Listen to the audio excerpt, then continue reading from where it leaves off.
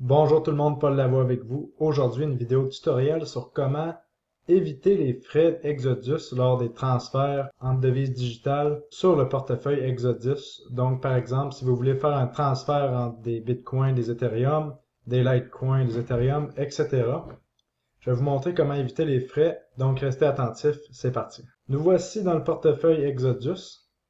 Comme vous voyez, c'est le portefeuille de crypto-monnaies multi-devises qui permet d'avoir pas mal de plus de devises sur le marché. On a tous ceux-là ici, par exemple du Ethereum classique, Ethereum, Litecoin, Omisego.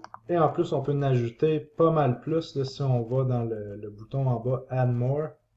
La fonction intéressante qu'on a, c'est la fonction Exchange ici, qui permet d'échanger par exemple des bitcoins contre des bitcoins cash ou dans ce cas-ci des bitcoins contre de l'Ethereum. Et qu'est-ce qui se passe avec ça? C'est que on a un frais comme vous allez voir. Par exemple, si j'ai un bitcoin et je veux l'échanger contre de l'Ethereum, eh bien, ça me donne 6205 $ d'Ethereum alors que mon bitcoin vaut 6352 $ américains. Et c'est beaucoup de frais, mais ça évite de devoir passer par un site d'échange comme Binance ou Bittrex. Et ça peut être très profitable au bout de la ligne. Mais là, comme vous voyez ici, Exodus utilise un plugin, donc utilise un logiciel qui existe déjà, qui ont intégré à leur portefeuille de crypto-monnaies qui s'appelle Shapeshift. Et là, vous allez voir que Exodus se prend un frais sur les transactions que vous faites entre crypto-monnaies.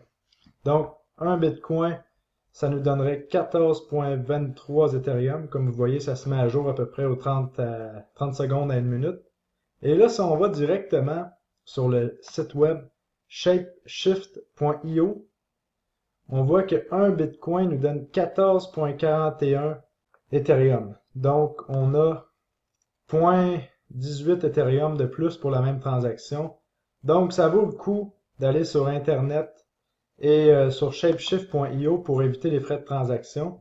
Donc, comment ça fonctionne sur shapeshift.io?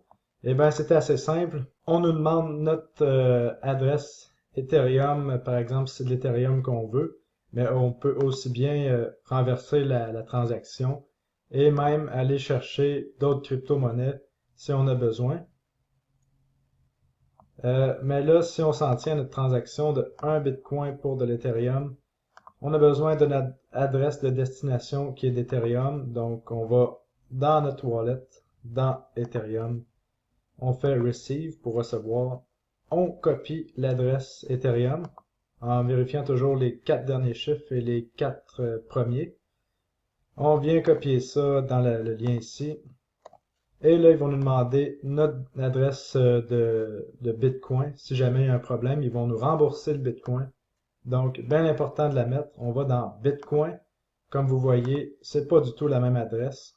On prend en note les 4 premiers et 4 derniers chiffres et nombres de la séquence alphanumérique. On fait copier en cliquant ici. On retourne sur Shapeshift.